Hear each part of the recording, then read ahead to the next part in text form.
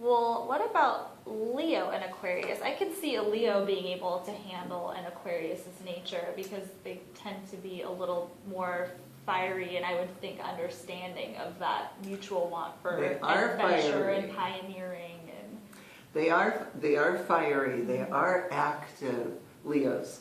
They are very warm-hearted and very generous, and they're sociable as well. Here's an interesting thing about Leos as compared to Aquarians.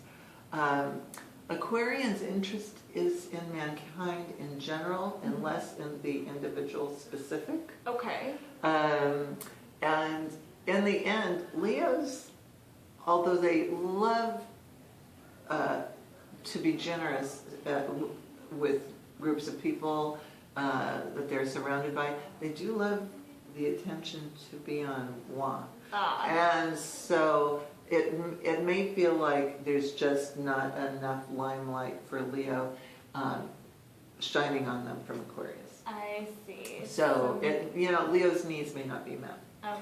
And Aquarians may not understand that much personal demand. Gotcha. Or at least not appreciate that much personal demand. I see, and not want to be as inclined to focus as much of their energy on that particular person. Yeah. Aquarians sometimes, they are sometimes noted for whereas some signs are noted for monogamy and long-term relationships.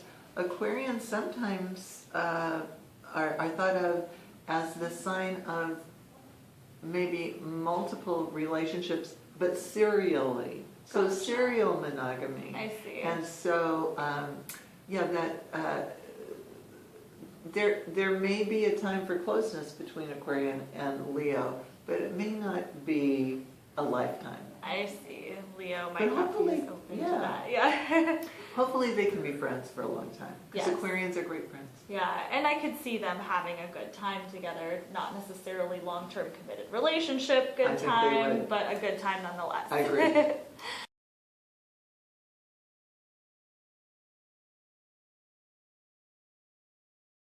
Well, here's the first thing that is counterintuitive to the term Aquarian.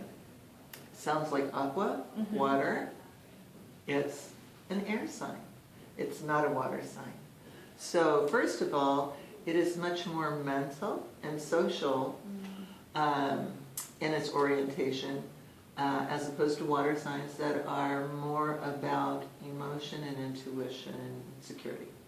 So some of the hallmarks of an Aquarian are intellectual pursuits, particularly progressive ones.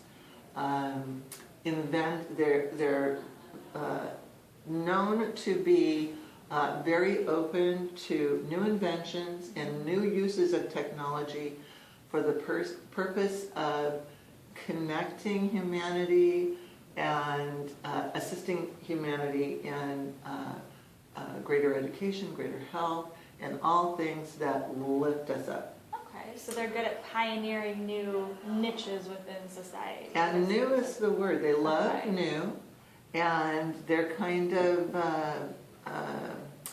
they're noted also for they're ruled by the planet Uranus, which rules the sudden and unexpected, and the inventive and the progressive. Like a spontaneous It's energy?